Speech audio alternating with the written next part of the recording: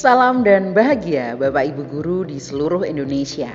Inilah tempat saya mengajar, SMK Negeri 1 Mojosongo, Kabupaten Boyolali, sebuah sekolah yang baru saja mendapat bahasa Jerman pada Juli 2022. Perlu diketahui bahwa SMK ini merupakan sekolah berbasis pertanian dengan jurusan sebagai berikut: agribisnis tanaman perkebunan, agribisnis pengolahan hasil pertanian, agribisnis ternak unggas, agribisnis ternak ruminansia, alat mesin pertanian, kimia industri, pengawasan mutu hasil pertanian, teknik permesinan. Sekolah ini juga merupakan SMK pusat keunggulan dengan jurusan agribisnis tanaman pangan dan hortikultura atau disingkat ATPH. Adapun jumlah kelas perangkatan adalah 18 kelas. Keberagaman jurusan dan karakter peserta didik ini menjadi tantangan tersendiri untuk pembelajaran bahasa Jerman yang baru saja diajarkan di kelas 12. Lalu, apa yang sebaiknya dilakukan guru sebelum memulai pembelajaran?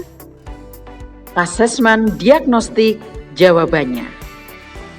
Asesmen diagnostik dilakukan untuk menggali informasi dan kebutuhan peserta didik terhadap bahasa Jerman.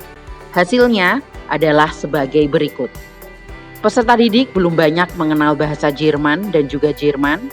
Peserta didik mengharapkan pembelajaran yang menyenangkan dan kemampuan peserta didik perlu dikembangkan.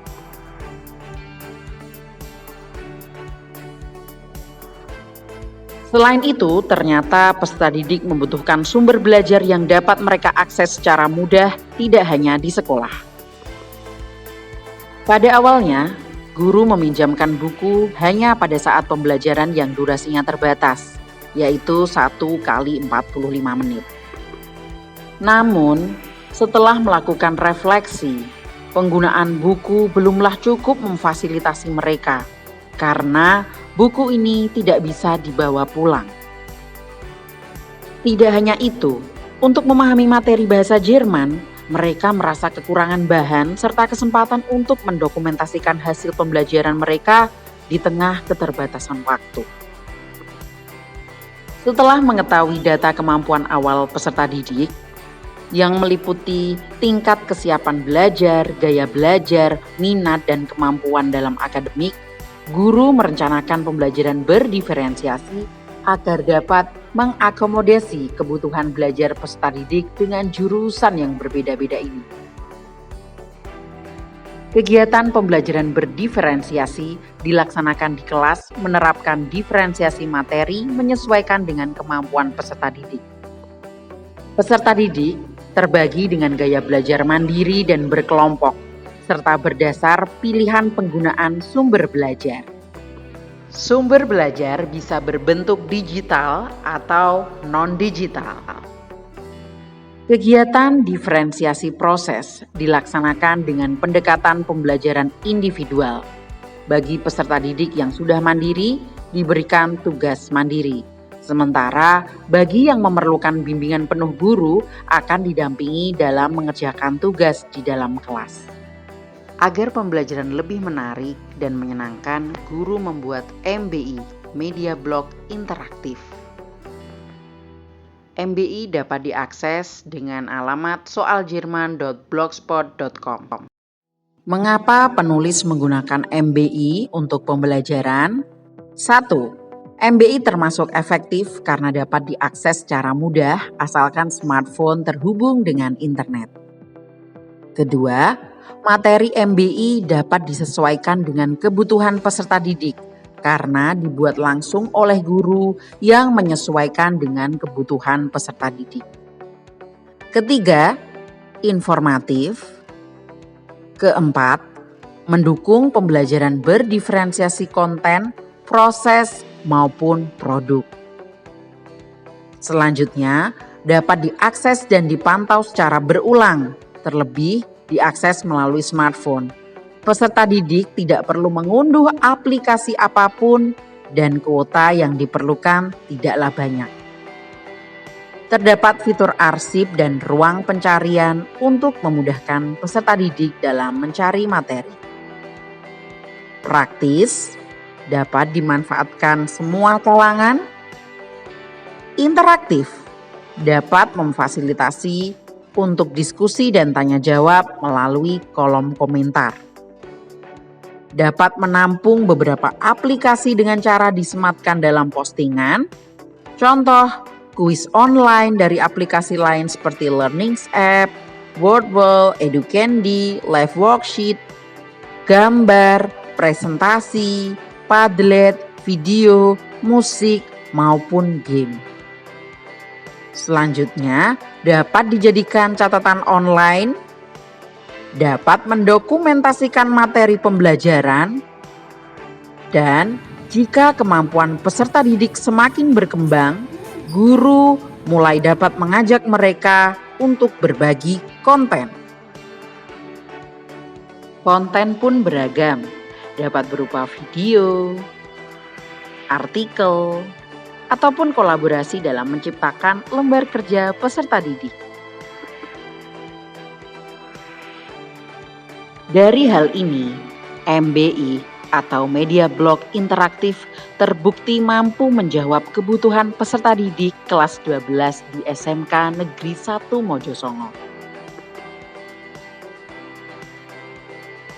Kebutuhan mereka akan sumber belajar yang dapat diakses secara mudah dapat terjawab melalui MBI.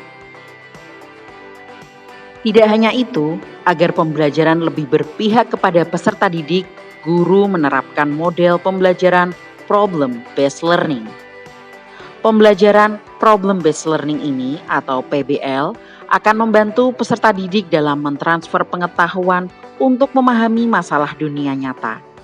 Pembelajaran ini akan meningkatkan kemampuan berpikir kritis peserta didik sehingga peserta didik akan aktif dalam pembelajaran dan juga mengembangkan kemampuan berpikir kritis untuk menyesuaikan dengan kemampuan dan pengetahuan baru.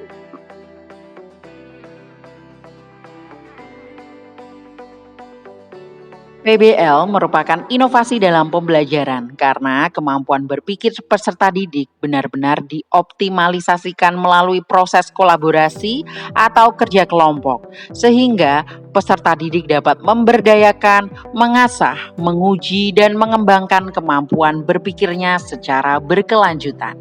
Adapun langkah atau sintaknya adalah sebagai berikut. Orientasi masalah. Menjelaskan tujuan pembelajaran, melibatkan peserta didik dalam orientasi masalah melalui konten yang tersemat di dalam MBI. Mengorganisir peserta didik untuk belajar. Di dalam langkah ini, guru dapat membagi peserta didik ke dalam kelompok, membantu peserta didik untuk belajar melalui konten yang ada di dalam MBI. Konten pun beragam, dapat melalui video, PDF, artikel, ataupun podcast. Di sini, mereka bisa berdiskusi didasari materi yang ada. Membimbing pengalaman individu atau kelompok. Untuk memperdalam pemahaman, peserta didik dapat berlatih melalui latihan interaktif yang ada di dalam MBI sampai mereka paham. Latihan ini dapat dilakukan berulang-ulang. Mengembangkan dan menyajikan hasil karya. Dari materi dan latihan yang sudah dipahami, peserta didik akan mempresentasikan hasil kerja yang mereka buat dan panduannya dapat dilihat ataupun diakses melalui MBI. Yang terakhir adalah menganalisis dan mengevaluasi proses pemecahan masalah. Evaluasi dan penilaian diri serta refleksi dapat dilakukan melalui evaluasi interaktif berbentuk kuis ataupun game, di mana hal tersebut tersemat dalam konten MBI. Namun, bagi siswa yang tidak dapat mengaksesnya, akan disediakan guru dengan media yang terjangkau saat itu. Nah, adapun kelebihan penggunaan MBI dan PBL diantaranya. Penggunaan MBI dan PBL mampu meningkatkan minat yang mempengaruhi motivasi dan prestasi belajar peserta didik.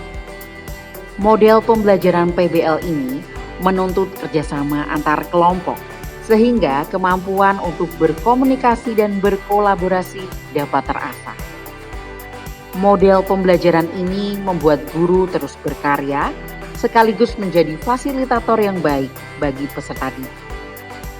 Penggunaan MBI bisa mendukung peningkatan kemampuan TIPEK.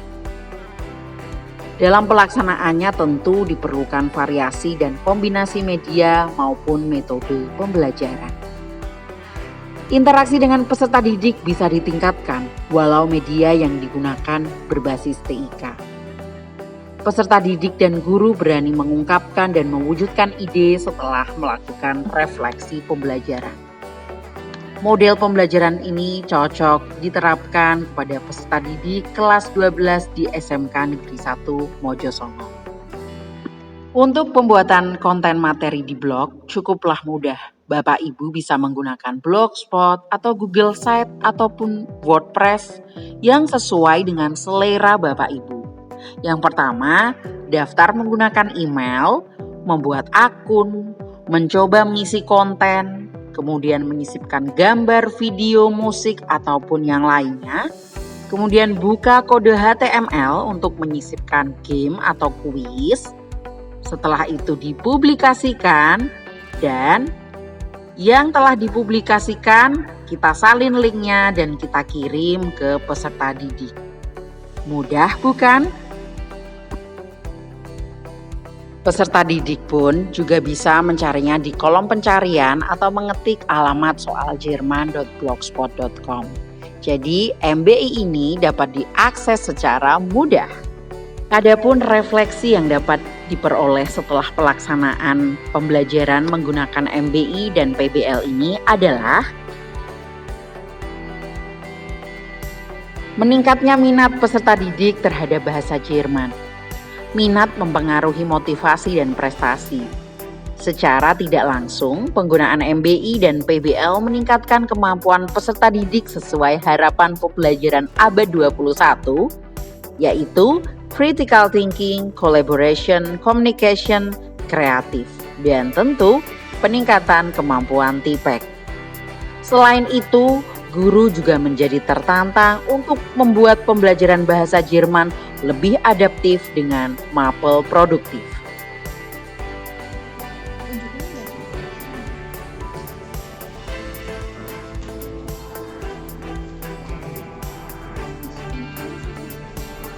Selain itu, hasil yang didapat setelah melakukan asesmen dan diferensiasi dalam pembelajaran adalah meningkatnya hasil asesmen kognitif para peserta didik. Hal ini sangat berharga mengingat peserta didik baru saja mendapat bahasa Jerman.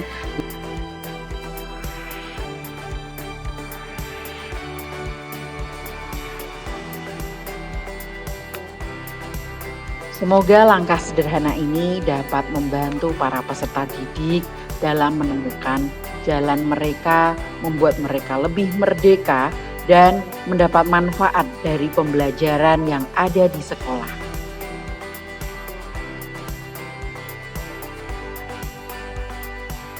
Dan berikut ini akan kami tampilkan beberapa karya sederhana para peserta didik di SMK Negeri 1 Mojosongo. Terima kasih, salam dan bahagia Bapak Ibu guru hebat di seluruh Indonesia. Kritik dan saran kami tunggu. Wassalamualaikum warahmatullahi wabarakatuh.